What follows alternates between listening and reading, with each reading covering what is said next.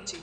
Capítulo I. O direito de escolha do homem, o pecado, a presciência, o caráter de Deus e a salvação. A todos os lugares aonde as escrituras sagradas forem pregadas, Jesus estará também presente. As opiniões de pensamento são divididas. Uma pessoa diz sim a Jesus, e milhares de outro querer nada com ele. Mas uma coisa é certa, Deus leva realmente a sério tais escolhas. Meu amigo, Deus leva extremamente a sério, pois todos nós criaturas dele. O Deus soberano fez a sua obra primária da criação do pó da terra, um homem à sua imagem e semelhança. Deus lhe soprou nas suas narinas o fôlego da vida. GM 2:7. Com isso, Jesus nos enriqueceu com a sua índole, e o homem tinha a mesma similitude do Criador antes da queda, e depois da entrada do pecado no mundo, o homem perdeu a santidade e a vida de comunhão que antes tinha com Deus. Pois com isso, muito antes do homem pecar, o Eterno, na sua onisciência, havia dado ao homem o direito do livre-arbítrio, ou seja, a liberdade de escolha, e nem por isso, o Senhor deixou de ser soberano sobre a liberdade dada por Deus ao homem dentro da doutrina da presciência e a eleição. 21 Chaves Finney define dizendo: a presciência e a eleição não são inconsistentes com o livre-arbítrio.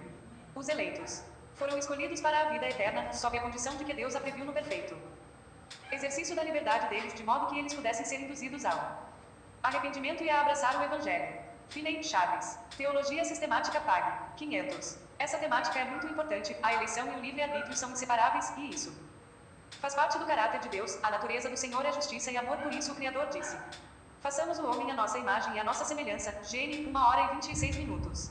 Assim o Onipotente fez o homem para que o servisse de modo bem livre, sem força-lhe a coisa alguma, e também comum acordo entre eles de forma condicional em sua preeminência de Colossenses 1:18, e ele é a cabeça do corpo, da igreja, é o princípio e o primogênito dentre os mortos, para que tudo tenha a preeminência. E de Romanos 5:8, que diz: mas Deus prova o seu amor para conosco pelo fato de Jesus Cristo ter morrido por nós, sendo nós ainda pecadores. Por ama-lhe o Senhor proporcionou-lhe a sua graça a este pecador arrependido, então ele passa a ter verdadeiro amor a Deus, que diz em Tiago 2:5, ouvi, meus amados irmãos, porventura não escolheu Deus aos pobres deste mundo para serem ricos na fé e herdeiros do reino que prometeu aos que o amam.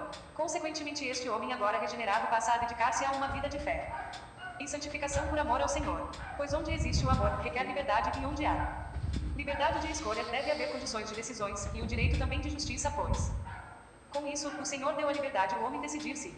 É assim que existe amor de ambos os lados. Deus é soberano, e o homem por afeição se submete em servir aos eternos propósitos do Senhor, sendo que a vontade do Eterno é satisfeita na vida do homem. 21 Finney Chaves. Teologia Sistemática Pag. 500. 21. Portanto, da presciência, eleição e o livre-arbítrio, elas caracterizam a graça proveniente e profética de Deus para a salvação do homem. A humanidade perdida agora tem uma espera que salva. No Éden, o homem obteve de Deus o direito de escolha.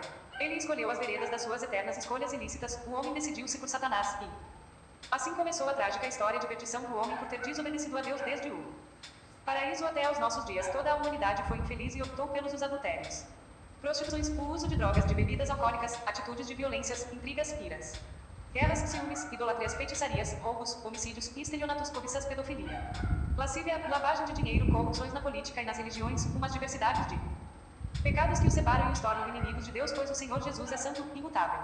Não tem prazer algum no pecado. Sobre a vontade e a ética de Deus, 22:9 Geisler afirma: Deus deseja o que é certo em concordância com seus próprios atributos morais.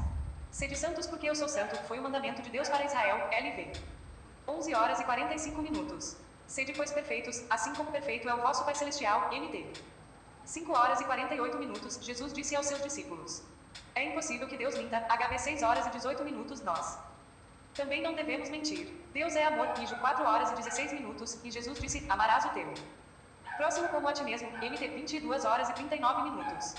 Em suma, a ética cristã baseia-se na vontade de Deus, e Deus nunca deseja algo que seja contrário ao seu caráter. A viver numa vida de escuridão e de perversidades. Todas as civilizações de todos os tempos estão escondidas. Foram e são prisioneiras das diversas dúvidas sombrias dos pecados que as escravizarão. As Sagradas Escrituras são as boas novas de salvação para uma humanidade perdida e desiludida. 23 Charles Spurgeon confirma: não há como deixar a luz e entrar no porão escuro da dúvida, a não ser pela janela da palavra de Deus. Nas Escrituras há um bálsamo para cada ferida, ânguento para cada machucado. Há o poder maravilhoso da Bíblia para criar uma alma de esperança nas costelas do desespero e levar luz eterna para as trevas que fizeram uma longa noite no íntimo da alma. Com frequência, experimentemos a palavra do Senhor como cálice da consolação. Júnior 16,7. E ela nunca deixou de alegrar o desconsolador. Sabemos sobre o que falamos, pois testemunhamos os fatos. Abençoados, as Escrituras da verdade, aplicadas pelo Espírito Santo, têm trazido paz E alegria àqueles que se sentavam no escuro e no vale de sombra da morte. SVURGEON, Charles Adam. Preparado para o combate da fé PAG. 8. 22 Geisler Norma. Ética Cristã PAG. 16, 1 edição 1984. Publicado no Brasil por Sociedade Religiosa. Edições Vida Nova. Caixa Postal 21.266, São Paulo, São Paulo, 04602970. 23 SVURGEON, Charles Adam. Preparado para o combate da fé PAG. 8. Shed Publicações. 22. Apesar do grande número das religiões cristãs existentes no mundo, quase toda a humanidade vive na incredulidade, isso por causa da grande ignorância quanto ao conhecimento correto aos atributos de Deus, os quais nos falam de sua natureza. O cristão está vivendo os seus piores dias, aonde a falsa